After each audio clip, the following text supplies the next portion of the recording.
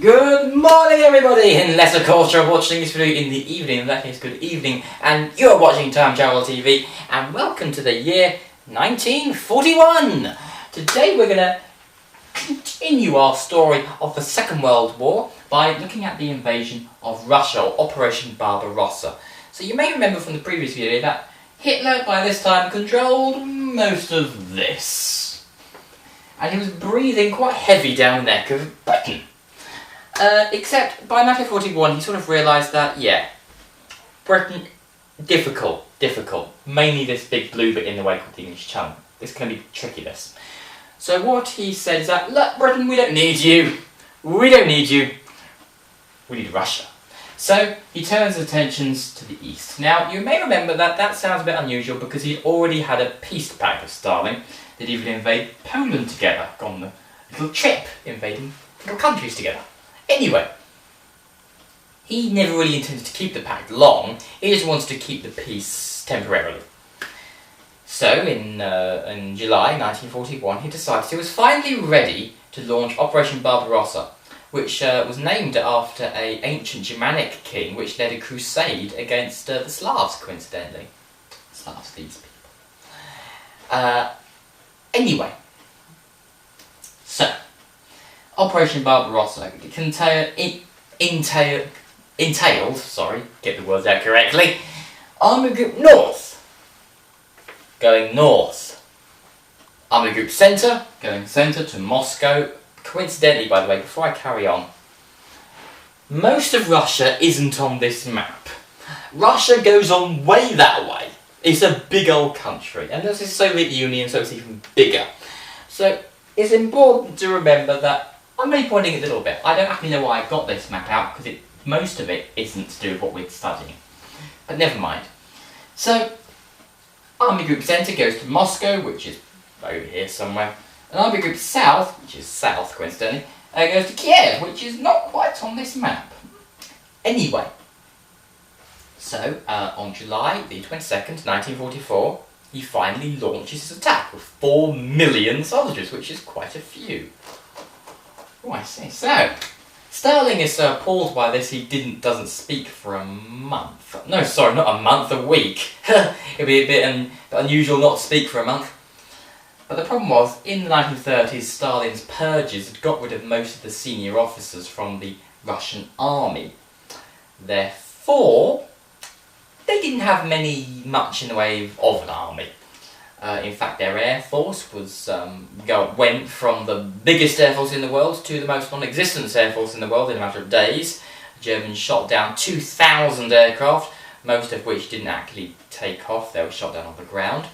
The Germans captured thousands, hundreds of thousands, even millions of Russian soldiers, and vast swathes of land. In fact, by a month into the invasion, they'd captured an area of land twice the size of Germany. In fact, it captured one town where the trams were still running, and the people cheered them on, thinking that they were Russian soldiers, but they weren't, which was a bit of a mistake to make, but never mind. Anyway, by this time, Army Group North were doing great. Army Group Centre were also doing great. They were scheduled to capture Moscow soon. Army Group South were doing pretty decent, but not as well. They needed to capture Kiev, and they hadn't quite captured Kiev. So Hitler said, okay, Army Group Centre's doing really great. So what we're going to do is we're going to send them down to help Army Group South capture Kiev, and then they can go back and capture Moscow. So they did, with one of the greatest encircling movements ever. They captured 750,000 Russians. But there's a problem, a really big problem, because when things are going well, they're not really going well because something bad's about to happen. And this was about to happen. The Russian winter.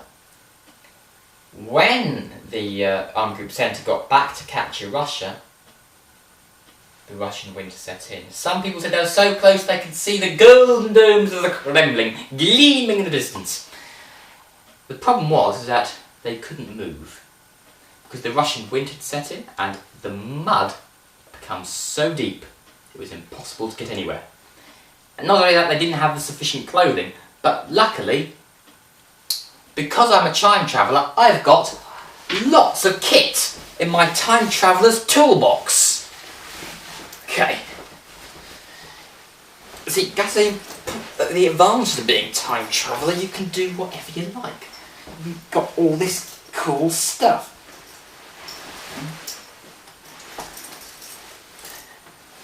Get the scarf.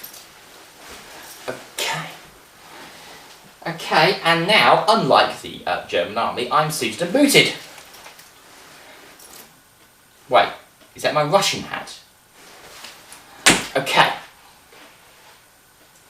Oh, I'm snuggly. So, the problem is that Hitler said, now, we will continue our offensive when the ground is hardened and we can attack. So they did.